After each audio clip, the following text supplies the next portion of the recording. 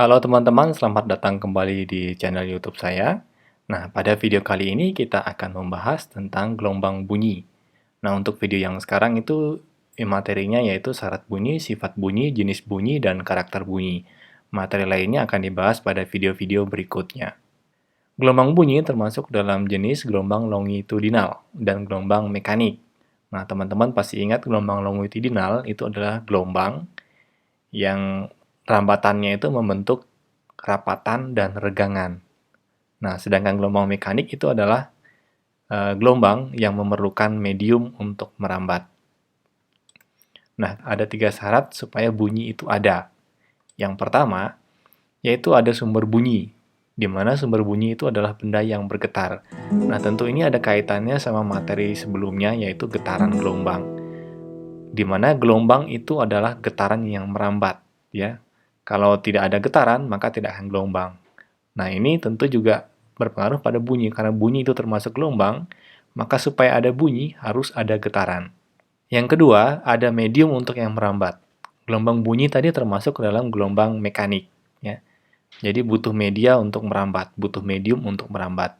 Mediumnya bisa melalui zat padat, cair, dan juga gas. Nah, bunyi itu merambat paling cepat di zat padat, kemudian cair, kemudian di gas adalah yang paling lambat. Nah, kemudian ada pendengar, ya, harus ada pendengar. Jika ada sumber bunyi, ada benda yang bergetar, ada medium untuk merambat, tapi tidak ada pendengar, tidak akan ada bunyi. Nah, sekarang sifat bunyi. Sifat bunyi yang pertama yaitu bisa dipantulkan. Nah, pemantulan bunyi ada 2 jenis. Yang pertama, yang namanya gaung. Gaung ini bunyi pantul yang terdengar sebelum bunyi asli selesai. Terjadi karena jarak sumber bunyi dan dinding pemantul itu tidak terlalu jauh, misalnya yang di auditorium, aula, dan studio. Contohnya seperti ini. Bunyi aslinya gelombang, ada 3 suku kata gelombang. Nah, sebelum gelombang ini selesai diucapkan, sudah ada bunyi pantul, ya. Sudah ada bunyi pantul, misalnya ini ya. Jadi gelombang bunyi aslinya. Nah, ketika lom masuk, bunyi pantulnya udah masuk ge. Sehingga di bagian ini ucapannya tidak jelas, yang terdengar tidak jelas. Yang terdengar jelas tuh hanya di ge sama bang. Nah, untuk itulah ruangan-ruangan seperti auditorium, aula, dan studio itu dipasang peredam suara. Yang kedua yaitu gema. Nah, gema ini adalah bunyi pantul yang terdengar setelah bunyi asli selesai. Terjadi karena jarak sumber bunyi dan dinding pemantul itu jauh. Nah, misalnya seperti ini, bunyi aslinya gelombang. Bunyi pantulnya terdengar setelah bunyi asli selesai, gelombang. Sehingga yang terdengar adalah ketika kita berada di jurang atau di hutan berteriaknya gelombang, jadi ada pengulangan kata dan mengecil. Misalnya gini ya, gelombang, gelombang, gelombang, gelombang, gelombang. Nah, mengalami peluruhan, ya. Nah, itu. Nah, sifat bunyi yang kedua adalah dapat dibiaskan atau refraksi. Nah, itu terjadi jika gelombang bunyi merambat dan memasuki medium yang berbeda. Contohnya, bunyi petir pada malam hari itu terdengar lebih keras dibandingkan siang hari. Mengapa seperti itu? Nah, jadi pada malam hari itu, udara di permukaan bumi terbagi menjadi 2, di mana yang di permukaan tanah, yang dekat permukaan tanah, itu suhu udaranya lebih dingin, sehingga molekul udaranya lebih padat, susunannya lebih padat atau lebih rapat. Sedangkan di bagian atasnya, suhu udara lebih panas, sehingga susunan molekulnya lebih renggang. Nah, kita anggap petir ini sebagai suatu benda titik ya, biar lebih gampang. Nah, ketika ada bunyi petir, ya, maka gelombang bunyi akan merambat, kemudian mengalami pembiasan dari renggang ke rapat. Nah, pembiasan itu adalah mendekati garis normal. Jadi ini ya, kan harusnya ke sini ya. Nah, dia berbelok ke sini, mendekati garis normal. Nah, tapi kan bunyi itu bukan hanya seperti ini aja ya, bukan ketika speaker diarahkan ke depan, maka bunyinya hanya di depan, lurus ke depan, tapi menyebar kemana-mana. Nah, berarti bunyi petir ini akan menyebar kemana-mana juga, sama. Nah, jadi kalau kita gambarkan, gelombangnya kira seperti ini. Nah, ya, semua mendekati garis normal. Ya, garis normal ini adalah garis tegak lurus terhadap bidang batas ini. bidang batas antara dua medium. Nah, mendekati garis normal, termasuk juga yang ke sini. Ya, semuanya seperti itu. Nah, makanya kita yang di bumi ini akan mendengar suara petir lebih kuat saat malam hari. Atau tepatnya pada saat udara di atas lebih panas, di bawah lebih dingin lah gitu ya. Mungkin pada saat hujan atau apa itu juga bisa terjadi. Seperti itu.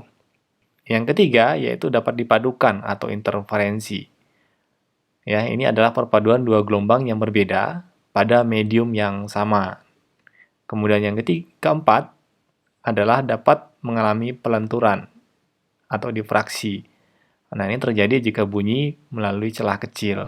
Ya. Contohnya, seseorang dapat mendengar suara dari ruangan di sebelahnya. Jenis-jenis bunyi. Berdasarkan teratur dan tidaknya, bunyi itu dibagi menjadi dua. Yang pertama yang namanya desah, yang frekuensinya tidak teratur. Ya. Misalnya bunyi ombak, bunyi angin, dan lain-lain. Yang kedua ada yang namanya nada, yaitu bunyi yang frekuensinya teratur. Misalnya bunyi yang dihasilkan oleh alat musiknya. Jadi nada ya.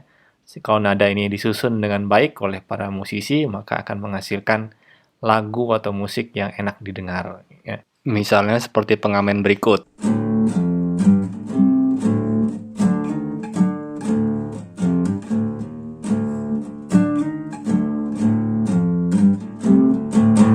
Berdasarkan frekuensinya, bunyi dibagi menjadi 3 jenis ya. Ini harusnya 3 ya.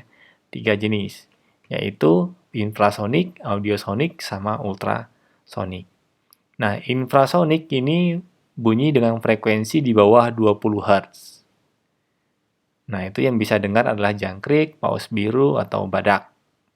Kemudian audiosonik itu dari 20 Hz sampai 20 kHz ya, 20 Hz sampai 20 kHz ini adalah audiosonik yang bisa kita dengar. Nah, kemudian ultrasonik ini adalah lebih dari 20 kHz, yaitu lumba-lumba dan kelelawar. Nah, kelelawar ini justru mereka bisa terbang itu, kelelawar itu kan matanya tidak jelas ya, bukan seperti mata manusia yang dapat melihat dengan jelas, tapi dia berupa bayang-bayang gitu. Nah, itu dia dapat melihat itu menggunakan suara yang dia keluarkan. Ya. Jadi kelelawar itu mengeluarkan suara ketika terbang, suaranya itu dipantulkan kembali, nah itu otak mereka memprosesnya sehingga mereka bisa melihat oh di sana ada pohon, di sana ada jurang harus belok. Ya. Nah itu kelelawar. Dan bunyi yang mereka keluarkan itu adalah masuk golongan bunyi ultrasonik. Karakter bunyi. Yang pertama yaitu kuat lemah bunyi. Nah, ini dipengaruhi oleh amplitudo. Jadi, semakin besar amplitudo, maka bunyi semakin kuat, ya. Nah, misalnya gitar yang dipetik halus, sebenarnya saat kita memetik gitar itu kan kita memberi simpangan, ya. Jadi bahasa seninya dipetik, bahasa sainsnya diberi simpangan atau amplitudo. Ya, jadi ketika dipetik halus atau diberi simpangan yang kecil, akan menghasilkan bunyi yang lemah dibandingkan dengan senar yang dipetik keras atau diberi amplitudo lebih besar. Ya. Nah, tapi frekuensinya sama. Frekuensinya tidak berubah, hanya bunyi aja yang berubah menjadi kuat. Ya. Frekuensi tidak berubah, frekuensinya tetap. Nah, yang kedua yaitu tinggi rendah bunyi. Nah, kalau tinggi rendah bunyi itu dipengaruhi oleh frekuensi.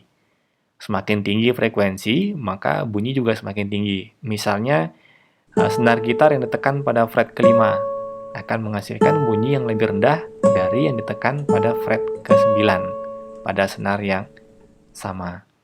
Nah, yang ketiga adalah warna bunyi atau timbre. Nah, warna bunyi ini yang membuat kita bisa membedakan bunyi masing-masing alat musik. Atau bahkan kita bisa membedakan juga suara teman kita meskipun pada nada yang sama, ya. Misalnya suara cewek sama suara cowok, ya kan? Sama-sama do, tapi kita bisa menebak, oh itu suara cewek, oh ini suara cowok. Ya. Begitu juga pada alat musik. Sama-sama main dari kunci C, yang satu piano, yang satu gitar, kita akan tahu, oh itu suara gitar, oh itu suara piano. Nah, itu adalah warna bunyi. Oke, demikian video kali ini. Semoga bisa dipahami Jika nanti masih ada yang kurang jelas, bisa diputar ulang. Sampai jumpa lagi di video selanjutnya.